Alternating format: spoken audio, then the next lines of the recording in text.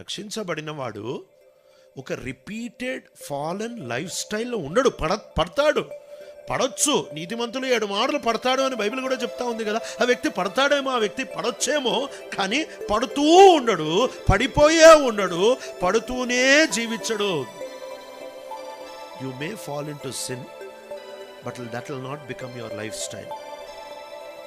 యేసుని వెంబడిస్తున్నామంటే నిజంగా మనము రక్షించబడ్డాం. నిజంగా సువార్త మనలో ఈ ఆశ్చర్య కార్యాన్ని, అద్భుత కార్యాన్ని చేసింది అని అంటే, ఇఫ్ దిస్ మిరాక్యులస్ గాస్పెల్, ఈ అద్భుతమైన మహిమావిక్తమైన ఈ శ్రేష్టమైన సువార్త నా లోపలికి వచ్చినప్పుడు నాలో మార్పు తీసుకొని రావాలి. నాలో మార్పు తీసుకొని రాని సువార్త సిద్ధాంతమే, అది సువార్త కాదు.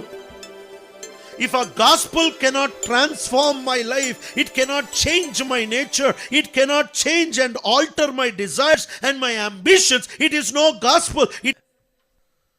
రక్షించబడిన వాడు ఒక రిపీటెడ్ ఫాలన్ లైఫ్ స్టైల్లో ఉండడు. పడతాడు, పడొచ్చు. నీతిమంతులు 7 మాటలు పడతాడు అని బైబిల్ కూడా చెప్తా ఉంది కదా. ఆ వ్యక్తి పడతాడేమో, ఆ వ్యక్తి పడొచ్చేమో, కానీ పడుతూ ఉండడు, పడిపోయే ఉండడు, పడుతూనే జీవించడు.